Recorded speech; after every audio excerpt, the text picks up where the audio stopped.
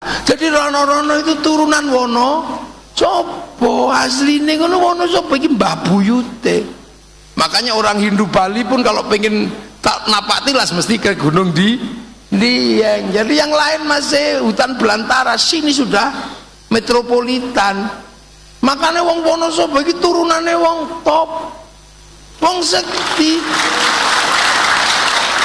Makanya nek wis kadung apik-apike ya ora jamak, nek kadung diablek ya dableke ora umum.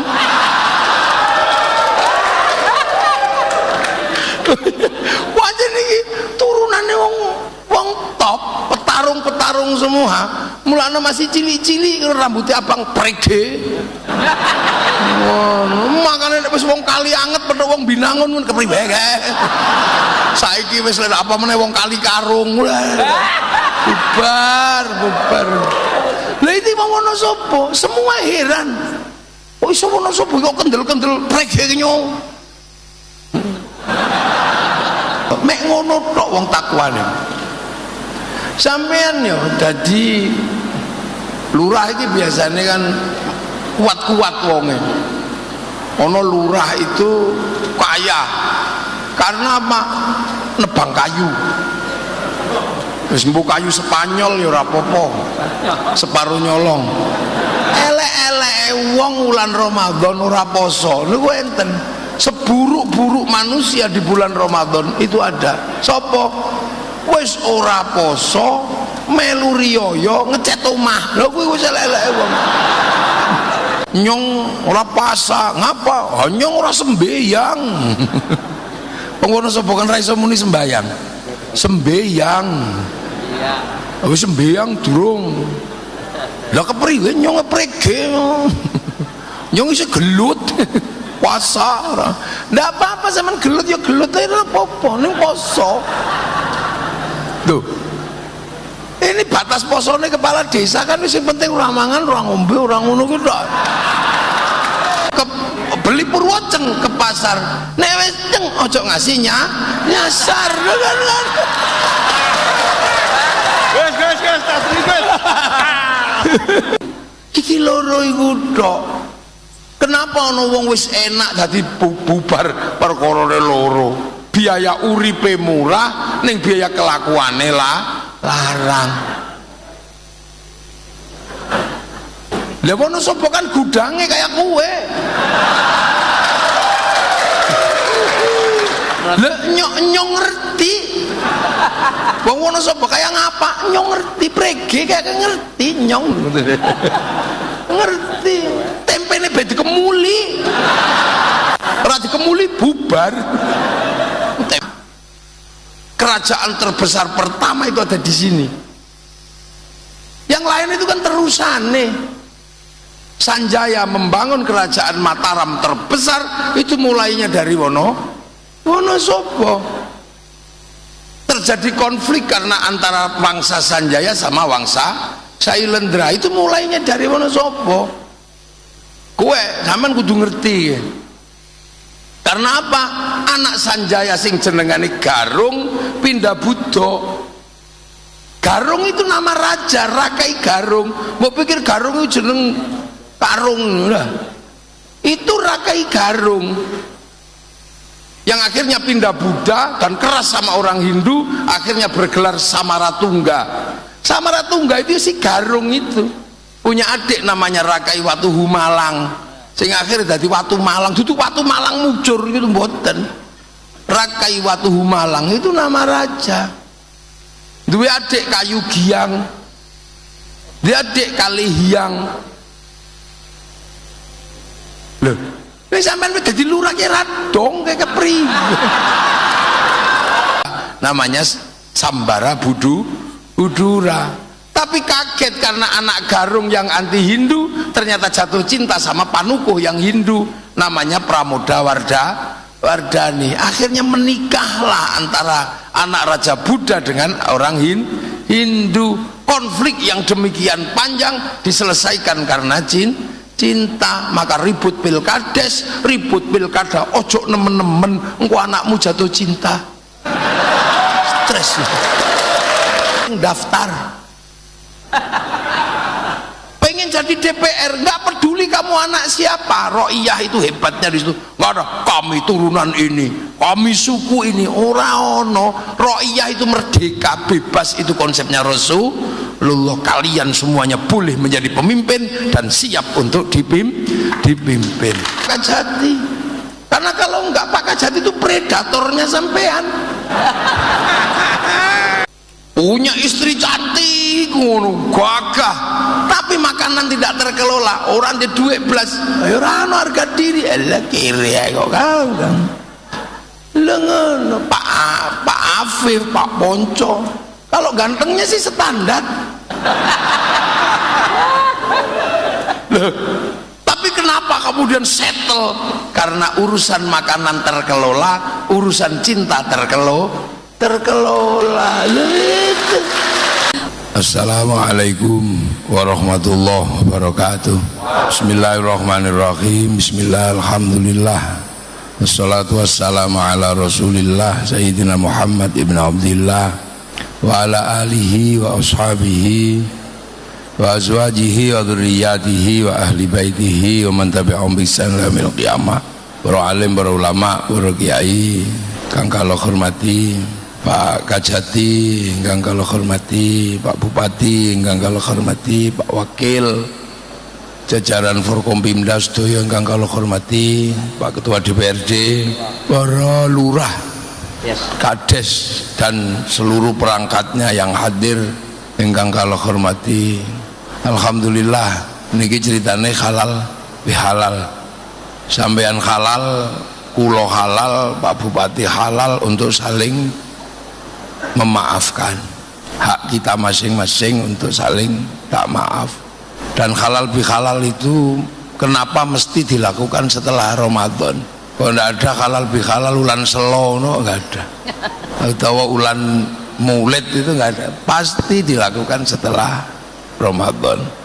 Itu karena kita kemarin 1 bulan ini diajarkan puasa, diajarkan nggak makan minum dan nggak nuruti syahwat. Artinya atas puser sama bawah puser, cuman itu tok puasa itu.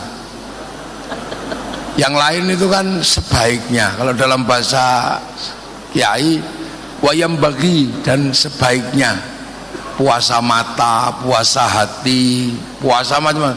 Tapi intinya itu cuman nggak boleh makan minum dan nggak boleh nuruti syahwat, cuman itu tak. Makanya orang puasa itu nggak susah. Puasa ngerasani wong ya nggak apa-apa.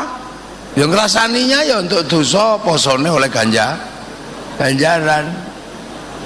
Loh itu puasa itu gampang.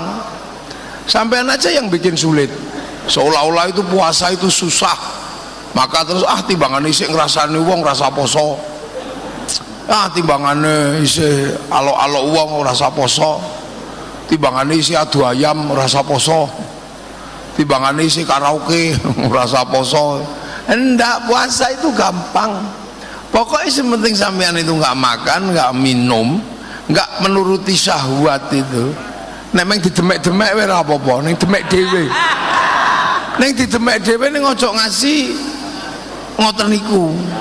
Lah itu wis dihitung wong poso antara imsak sampai terbitnya sampai terbenamnya matahari. Kok tiba-tiba sampean poso itu pengen es degan? Enggak apa-apa, beli tuku es degan padai plastik. Ora kuat ngempet isian, wis tuku sik ora kuat ngempet, kemu. Loh puasa itu kemu itu boleh. Makanya puasa itu sikatan boleh, angsal sikatan, ngicipi panganan boleh. Yang penting tidak masuk ke belakang kintil-kintil di sini tuh. Jadi pintunya mulut itu bukan di sini, tapi yang di sini. Sampean puasa ngemut permen lollipop ya boleh. Loh, yang penting tidak masuk ke belakang ini loh Pak. Yang intil-intil di sini tuh. Cuman itu makanya kalau banyak Wonosobo nyong ora pasa ngapa nyong ora sembayang. Wong Wonosobo kan ra iso muni sembayang. Sembeyang. Wis sembeyang durung. Lah kepriwe nyong ngeprege. Nyong isih gelut. Puasa. Ndak apa-apa sampean gelut ya gelut ae ora apa-apa ning poso. Tuh. Ini batas posone kepala desa kan sing penting ora mangan, ora ngombe, ora ngono ku tok. Lah ya. Iku batas poso paling dasar. Itu tok. Jadi sampean besok enggak usah mikir wah nyong isih ngamukan nesu karo wong prigi nyong poso. Ya poso mawon. Sing penting panjenengan ora mangan, ora ngombe, ora dolanan syahwat, wis sampai maghrib kok bar maghrib terserah. Utawa bukone menggunakan bojone ora apa-apa. Sadurunge mangan tabrak bojone sih oleh. Pokoknya sing penting poso itu mutlak. Saking pentingnya puasa sampai Allah itu bikin alasan, bukan sampean tok yang disuruh puasa. Tapi orang dulu juga dikongkon poso. Makanya karena dari dulu orang disuruh puasa, maka puasa itu trending kalau anak sekarang, viral. Semua manusia dalam agama apapun kenal puasa. Orang Hindu ya puasa, orang Buddha puasa, orang Zoroaster puasa, Majusi puasa, Nasrani puasa, Yahudi puasa. Walaupun puasanya beda-beda. Bahkan orang Jawa paling seneng poso. Ono sing ngrowot, ono sing ngidang, ono sing ngalong, ono sing bisu. Pengen bojo ayu poso. Cuman niate ora nawa itu soma godir ning sunama tekaji ajiku jaranku. Goyang poso. Pengen neruso poso. Sunama tekaji ajiku Bandung Bondowoso poso. Bahkan wong ngono sapa golek nomor poso. Artinya puasa ini adalah ibadah yang hampir semua orang kenal. Mulane nek sampean wayahe poso aja ngasih ora poso. Ora apa-apa nek ra kuat tengahe ngarep guri. Poso kendang ngarepe poso, gurine poso tengahe bolong. Elek-eleke wong wulan Ramadan ora poso niku enten. Seburuk-buruk manusia di bulan Ramadan itu ada. Sopo? Wis ora poso, melu riyo ngecat omah. Lha kuwi wis elek-eleke wong.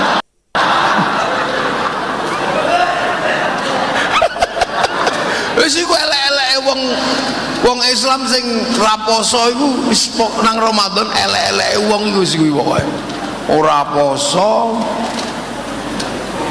ngecat omah, melu riyo, kelambi anyar, ngedum duit. Wah, top. Itu wis puncak kebohongan publik gitu. Lah itu. Nah, tujuan utama puasa itu apa? La'allakum tattaqun, agar kalian jadi orang yang bertakwa. Takwa niku napa to? Takwa niku ngakoni Gusti Allah. Dalam kita melihat apapun kita merasa diawasi Gusti Allah. Mek ngono tok wong takwa niku. Sampeyan yo dadi lurah iki biasanya kan kuat-kuat wonge. Ono lurah itu kaya. Karena apa? Nebang kayu. Wis mbok kayu Spanyol ya ora apa-apa. Separuh nyolong. Tau webang kayu. Sampai punya pabrik plywood. Sampai jadi eksportir. Sampai sampean sugih silahkan, nggak ada orang ngelarang. Tapi orang bertakwa itu mikirnya mek siji, nyong ra bakal sugih nek Gusti Allah orang gawe kayu. Mek ngono tok. Sampean wedok wayu dadi bakul lipstik sampai jadi jerakan blush on, jerakan idep macam-macam, jadi kaya karena apa? Tukang rias boleh sampean. Tapi orang takwa niku mek siji tok, nyong ra bakal iso dadi tukang rias nek Gusti Allah orang gawe rai. Mek ngono tok. Lah wong takwa niku mek ngoten ngoten niku tok. Jadi apa saja boleh. Sampean tiba-tiba kaya karena jadi penambang pasir, mbok galian C, mbok setengah ilegal, mbok boleh. Dari situ sampean jadi orang kaya, jadi kepala desa, syukur-syukur naik jadi bupati, boleh. Ndak ada sampean naik Rubicon, sampean naik apa saja boleh, ndak ada yang ngelarang. Allah hanya minta cuman satu, ojo lali. Sampean ora bakal sugih ngurusi iku nek Gusti Allah ora gawe watu. Ngono tok. Iki wong takwane mek ngoten niku tok. Sampean boleh anak muda gagah, bojone papat. Nggih to? Bojone papat setiap hari ke mall. Yang istri dibangunkan rumah 5 miliar, 10 miliar, ndak ada orang ngelarang.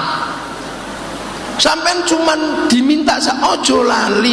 Sampean nggak akan pernah punya istri 4 dengan kekayaan segitu nek Gusti Allah ora gawe manuk. Loh. Wong takwa niku mek ngoten niku tok, cuman itu tok. Loh.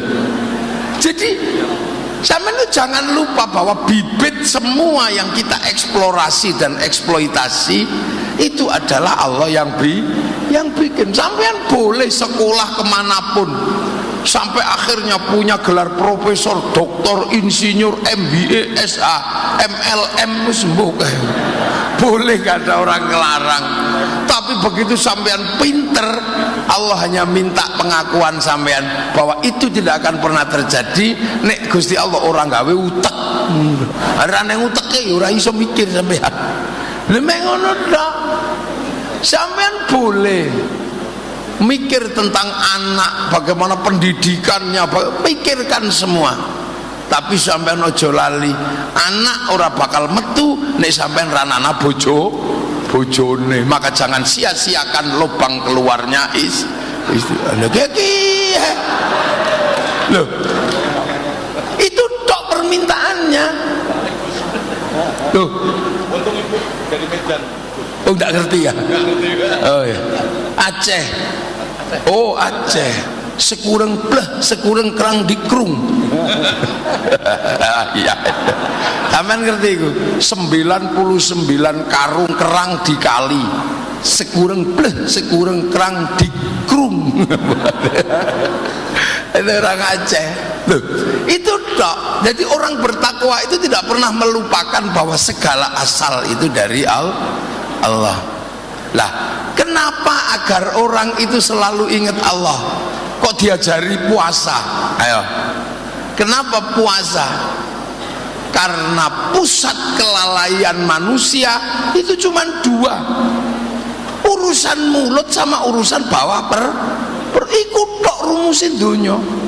Manusia dasar itu jadi begini, ini jadi ini, itu semua berawal dari urusan perut sama urusan bawah perut, urusan mulut sama sini. Ayo sampean, dari mana? Cuman itu tak. Jadi dunia ini bergerak itu karena 2 itu. Sampean ada begini dari zaman Nabi Adam, manusia mati, kenapa masih ada terusannya? Karena urusan bawah perut berkembang biak. Kenapa sampean hidup? Karena makan, orang mangan mati. Makanya 2 hal ini harus dikelola, harus ditata secara profesional. Loro iki totonen sing bener. Karena apa? 2 ini menghasilkan suspek seluruh kehidupan. Kenapa orang buka hutan? Pengen mangan. Begitu keliru buka hutannya, tangani Pak Ponco. Kenapa tadi tanah kas desa TKD hilang? Karena kadang pengen menyenangkan istri. Menyenangkan istri itu urusan apa? Bawa perut. Loh, dunia dan isinya ini cuman loro kita. Dan 2 hal itu kalau nggak dikendalikan bahaya. Karena 2 hal itu sudah hidup sebelum manusia sadar. Perut itu nggak perlu manusia sadar, muni dewe. Sampean tidur kok ininya kelaparan, nggak bisa tidur. Yang bawahnya sampean masih tidur, sudah bangun duluan. Loh. Inilah yang disebut dalam teori besar namanya behaviorism, basic instinct. Semua dari situ. Saya mulut manusia ini jeruk ya. Ini jeruk loh ini. Jeruk kita. Ini kan jeruk merah ini. Ini gara-gara jeruk ini masuk mulut manusia, ini melibatkan negara. Lah ekspor, import ini harus didatangkan dari Cina. Butuh letter of intent, butuh bill of lading, butuh kesepakatan bilateral, butuh perbincangan antar presiden sama presiden. Mengurusan jeruk itu loh. Cuk sembrono sampean. Iki jeruk ini jeruk loh. Iki anggur. Iki melibatkan negara sampai terjadi konflik antara Trump sama Cina. Urusan ini, urusan makanan. Karena apa? Dipikirnya si Trump itu Cina bisa ditekan oleh makanan, karena ditekan secara finansial. Dia nggak bisa ditekan karena fluktuasi ekonominya Cina sudah melampaui Amerika hari ini. Dia bisa ngelawan Amerika sampai ke titik paling substansi di dunia digital. Ketika algoritma disepakati dalam kesepakatan domain internasional, Cina mendaftarkan hurufnya karena dia punya huruf. Kita nggak bisa karena kita nggak punya huruf. Kita punyanya ABCD, huruf Eropa. Daftarkan huruf huruf Jawa, berdebat dalam antar stakeholder pendidikan dan kebudayaan. Cina daftarkan, maka dia bisa ngelawan Amazon pakai Alibaba. Dia bisa ngelawan Facebook pakai QQ Run. Dia bisa ngelawan WhatsApp pakai WeChat. Dia lawan. Hasilnya sekarang pertumbuhan ekonomi Cina luar biasa. Cuman masalahnya Cina ini perkembangan penduduknya semakin besar dan gandum nggak bisa didownload. Dia harus ditanam. Maka dalam bayangan Amerika bisa ditekan, ternyata Cina nggak bisa ditekan. Itu hanya urusan logistik. Makanya pelajaran dari Allah, kalau kamu makan, doanya Allahumma barik lana, berkahilah kami, karena makanan itu melibatkan banyak orang. Satu piring yang kita makan, satu piring nasi yang kita makan itu melibatkan seluruh dunia. Sampai kalau pengen tahu, pupuknya melibatkan pabrik pupuk, insinyurnya dari Eropa, dari mana-mana. Rice cookernya melibatkan pabrik baja, pabrik besi, pabrik api, pabrik tabung gas. Walah sungguh-sungguh tak. Cara manennya melibatkan pabrik pemanen. Begitu waktunya kita makan melibatkan bumbu. Yang nanam bawang putih di Cina, yang nanam bawang merah di Brebes, semuanya terlibat. Jadi makanan yang kita emplok ini representasi dunia, dan itu harus kita akui. Makanya sampai nggak boleh ribut sama pemilik makanan. Ayo, rice cooker produksi Cina, tiba-tiba sampean ribut karo Cina, rice cookernya macet, sampean balik kemana? Balik ke api nebang hutan, seneni menteri kehutanan. Akhirnya lurah menyolong kayu separuh.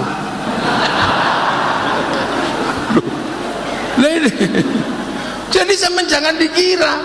Makanya Allah mengajarkan Allahumma barik lana. Kenapa bukan barikli? Makanan dibumbui enak. Siapa yang bikin bumbu enak? Garam. Orang Wonosobo nggak punya garam. Yang punya garam orang Rembang, orang Jepara. Sampean tahu waktu bikin garam itu nggak kencing ditambaknya. Orang Uyo. Mulane jenengane uyah karo uyo. Kira-kira gawe pas gawe uyah nguyu.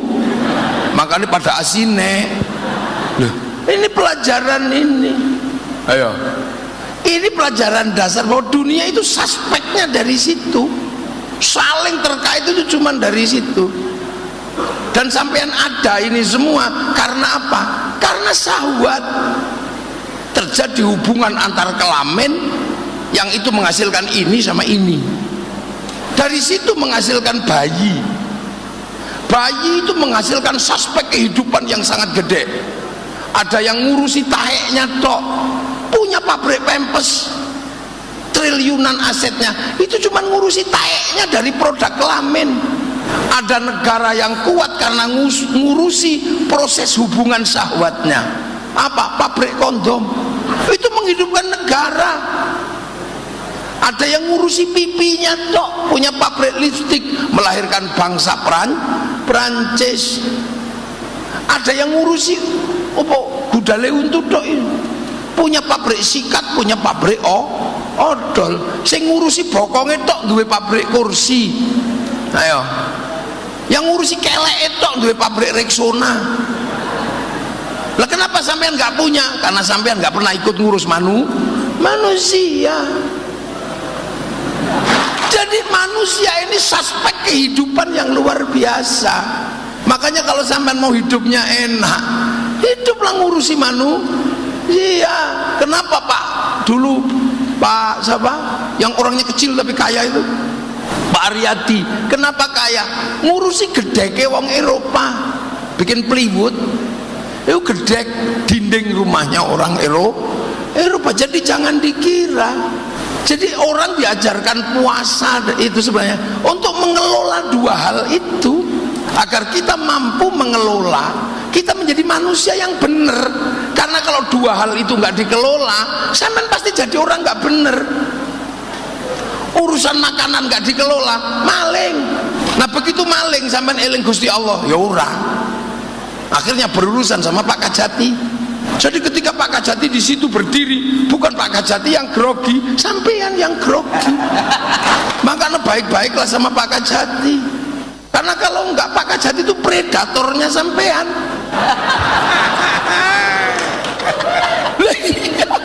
Hati-hati, karena apa? Makanan yang tidak dikelola. Orang kalau makan nggak dikelola, termasuk bawahnya pusar kalau nggak dikelola.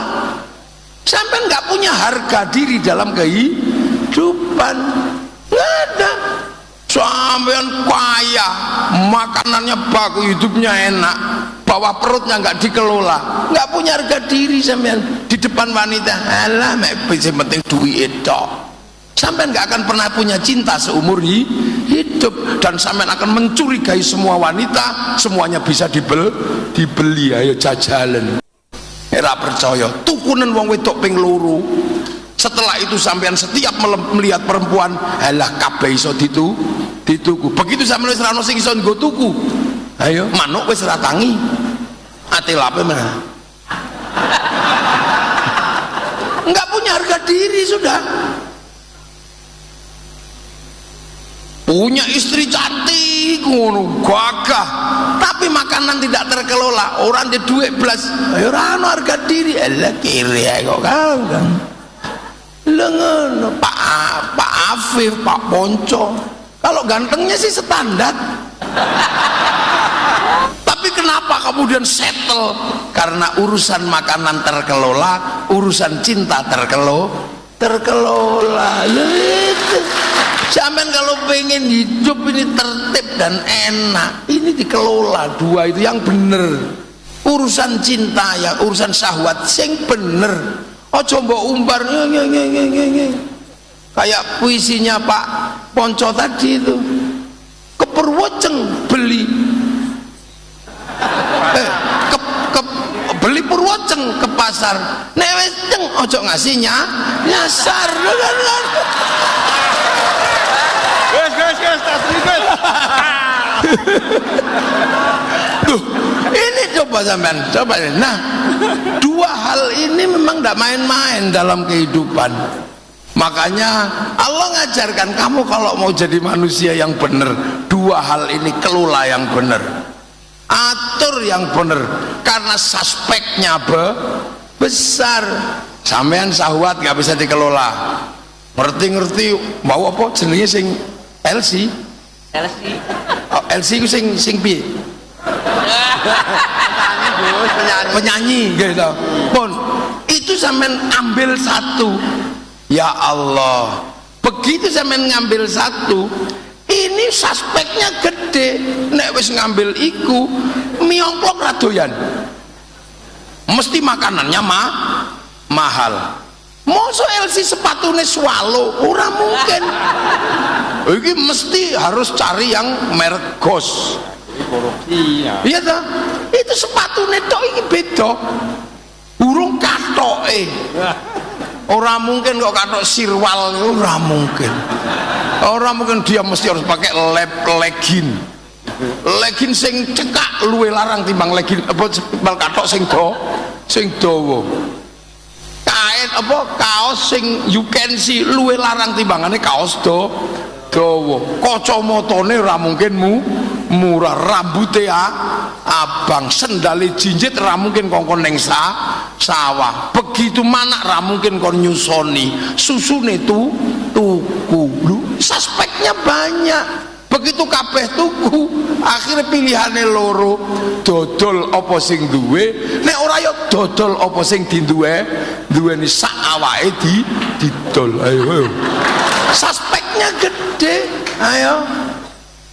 Sampeyan dadi wong lanang, mosok golek ngono terus numpak RX King ora mungkin, paling ora Avanza. Iki nek kelasnya mek kelas kecamatan, nek sing digaet kelas kabupaten Fortuner.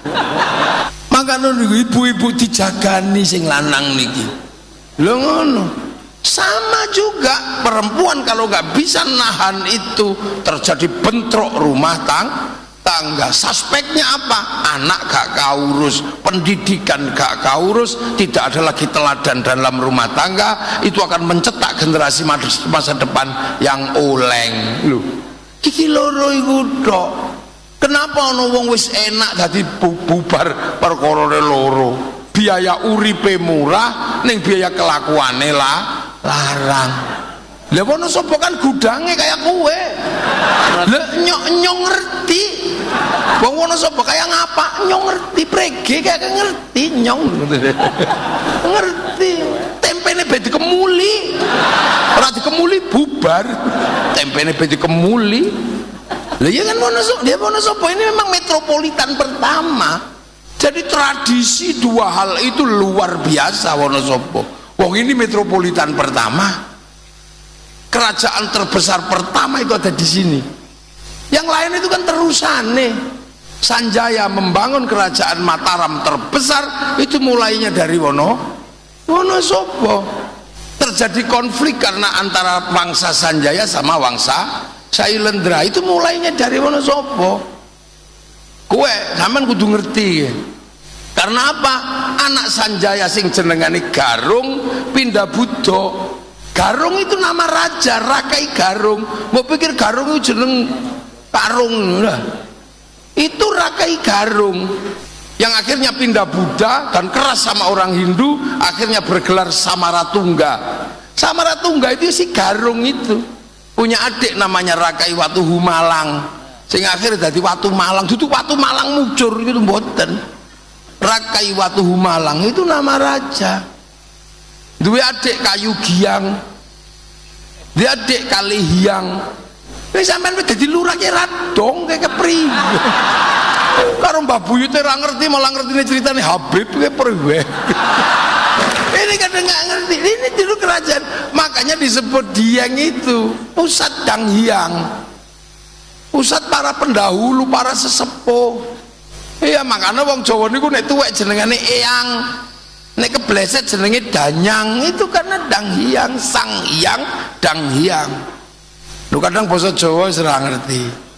Akhirnya Wangsa Sanjaya yang tadinya Hindu menyingkir, ganti Wangsa Buddha karena Garung pindah Buddha, bergelar Semaratungga, bikin Wangsa Sailendra. Sampai akhirnya begitu Garung ini mau bikin candi, nggak punya arsitek, carilah orang yang bisa ngarsitek, ketemu orang Hindu namanya Panuko, gelarnya Resi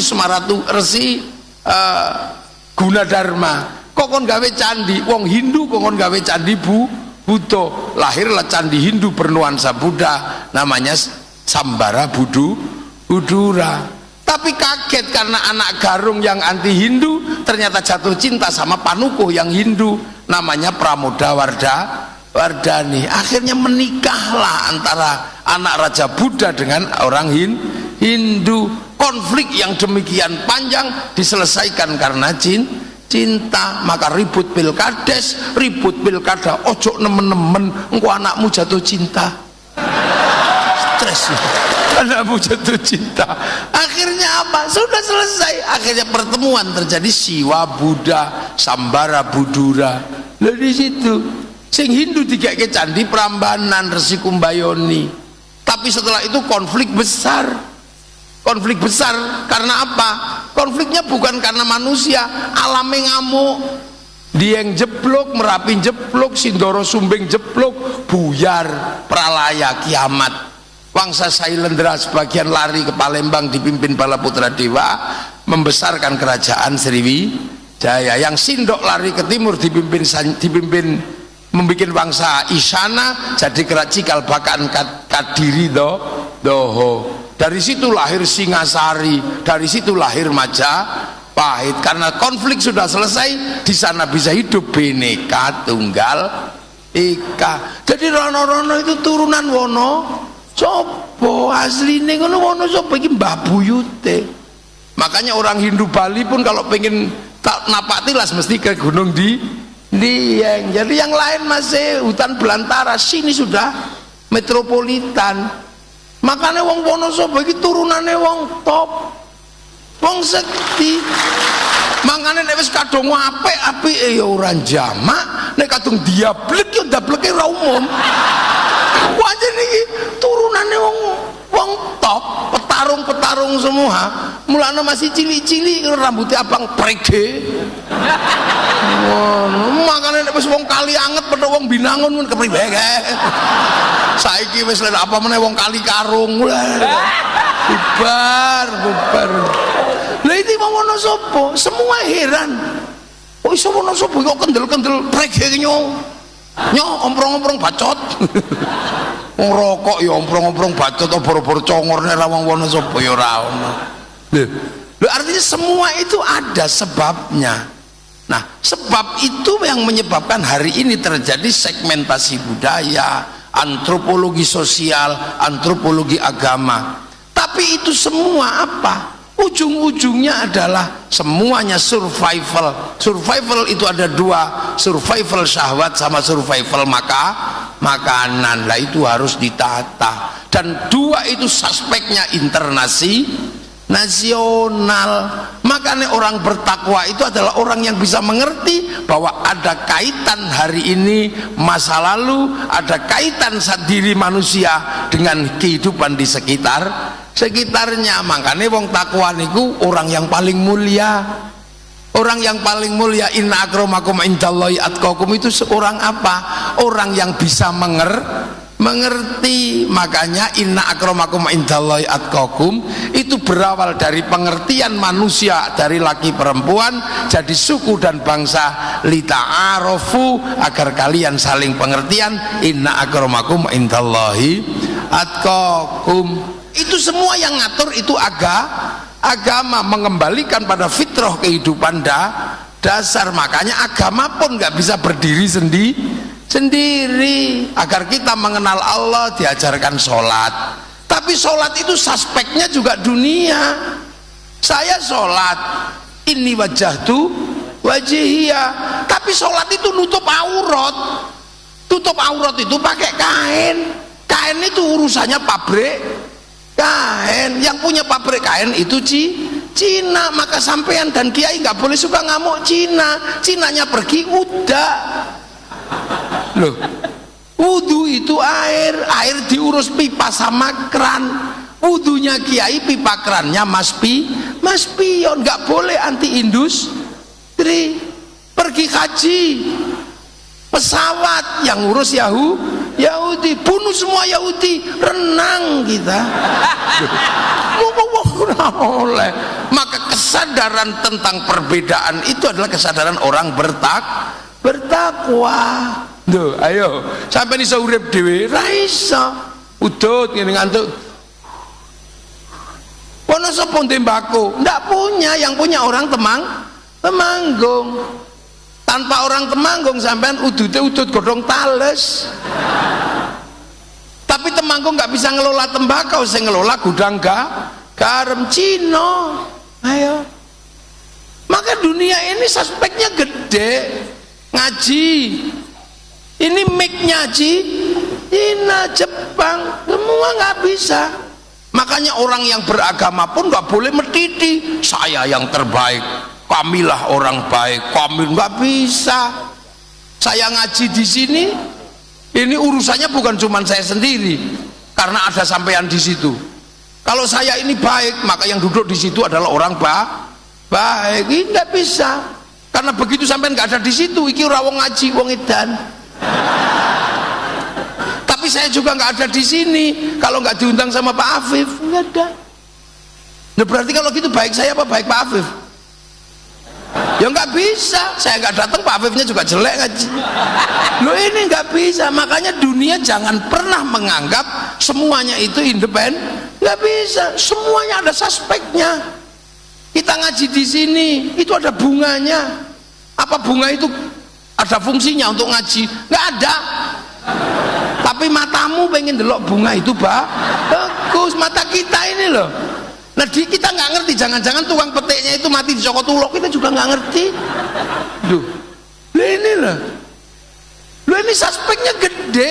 Maka kehidupan itu nggak boleh sendiri. Maka orang yang bertakwa adalah orang yang punya pengertian bahwa ada perbedaan laki perempuan, ada perbedaan suku, ada perbedaan bangsa. Nah ini semua siapa yang akan mengelola? Lah itu yang akan mengelola adalah pemimpin-pemimpin di setiap segmen kehidupan. Nah siapa dia? Kullukum ra'in wa kullukum mas'ulun an ra'iyati. Kalian semua adalah para pemimpin yang harus hidup saling bertanggung jawab antara yang mimpin dan yang dipimpin. Itu ajaran Rasulullah. Itu makanya ra'iyah inilah yang diadaptasi oleh negara kita untuk mengatur semuanya dengan konsep rakyat. Ra'iyah itu menjadi rakyat. Jadi kalau negeri yang paling mengikuti sunnah Rasul ya Indonesia, karena satu-satunya negeri dengan mayoritas muslim yang bisa menggunakan konsep ra'iyah untuk warga bangsanya hanya muslim Indonesia. Makanya ra'iyah itu kalau ngumpul namanya musyarakah. Musyarakah itu sekarang dikenal masyarakat itu. Ya musyarakah ya saling mengisi. Sampean ngaji, yang ngisi tehnya pabrik, yang ngisi ini ya itu saling mengisi. Sampean harus menjaga kerukunan antar yang saling mengisi. TNI, Polri, Banser, Kokam itu organisasi berbeda, tapi sama-sama butuh mesin bordir mereknya Butterfly. Karena kalau nggak ada mesin bordir, tulisannya nggak ada. Loh, yang menyatukan kita nggak boleh. Loh itu loh kehidupan, itu namanya musyarakah. Makanya kalau ada kepentingan bersama, wasyawirhum fil amri, musyawarah ditentukan oleh panitia yang diatur oleh lembaga majelis permusyawaratan rakyat, dewan perwakilan rakyat. Dia yang mengatur. Untuk ikut musyawarah silahkan. Yang penting melalui lembaga. Pengen jadi lurah silahkan. Kamu nggak peduli sukunya apa, agamamu apa, yang penting daftar. Pengen jadi DPR nggak peduli kamu anak siapa. Ra'iyah itu hebatnya di situ. Nggak ada kami turunan ini, kami suku ini, ora ono. Ra'iyah itu merdeka, bebas, itu konsepnya Rasulullah. Kalian semuanya boleh menjadi pemimpin dan siap untuk dipimpin. Itu pengen jadi bupati daftar ke KPU, pengen jadi DPR daftar ke KPU, nggak peduli kamu turunan sopo. Itu hebatnya Indonesia karena konsep ra'iyah atau Nah, jadi kita bukan people. Kalau people itu vox populi vox dei, suara mayoritas suara Tuhan. Begitu dia mayoritas merasa wakil Tuhan. Makanya khilafah tidak cocok di negeri ra'iyah. Komunis nggak cocok karena dia proletar. Begitu dia paling banyak, dia diktator proletar. Lihat kita ra'iyah, daftar sampai nggak peduli sukunya apa. Setelah daftar, apa yang harus dilakukan? Cari pengikut sebanyak-banyaknya. Kalau nggak dapat pengikut sebanyak-banyaknya, beli. Ayo. Jadi beli. Jadi beli. Nah, makanya tapi jangan disebut beli, diawasi oleh Pak Polisi sama Pak Tentara. Itu namanya money politik. Masyarakat lebih cerdas, itu bukan money politik, apa? Uang bensin. Lah, ini lah. Ganti kerja apa? Loh, itulah kehidupan. Makanya kehidupan seperti itu enak di Indonesia. Jadi jangan rewel. Nah, karena dulu yang menata ini semua itu para wali, maka teritorinya disebut wilayah. Wilayah itulah yang akhirnya jadi NKRI, Negara Kesatuan Republik Indonesia. Fenomena yang terbaiknya apa? Arab satu bangsa pecah puluhan negara, Cina satu bangsa pecah puluhan negara, Afrika satu bangsa pecah puluhan negara, Eropa satu bangsa pecah puluhan negara. Kita puluhan suku bangsa agama mampu bersatu dalam satu negara kesatuan Republik Indonesia. Makanya kita pakai Pancasila, tertinggi tetap Tuhan.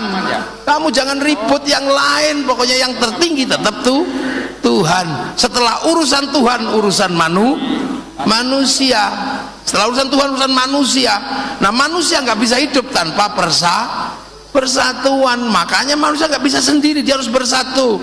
Persatuan tidak mungkin terjadi tanpa penghargaan. Makanya persatuan butuh kerakyatan. Kalian semua pemimpin, hiduplah saling bertanggung jawablah. Orang tidak bisa menerima lapang dada perbedaan itu kecuali dia punya hikmah. Maka kerakyatan hanya bisa dipimpin oleh hikmah, hati yang luas. Itu pun butuh kebijaksanaan.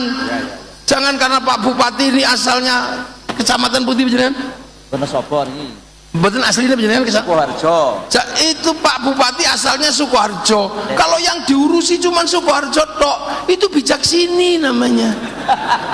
Makanya harus bijaksana. Itu pun butuh dimusyawarahkan, nggak boleh ngambil keputusan sendiri. Butuh perwakilan, baru tercipta keadilan sosial bagi seluruh rakyat Indonesia.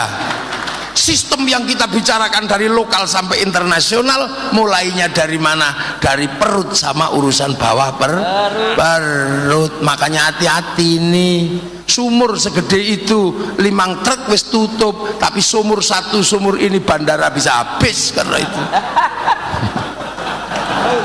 Ayo, mari kita kelola doa itu.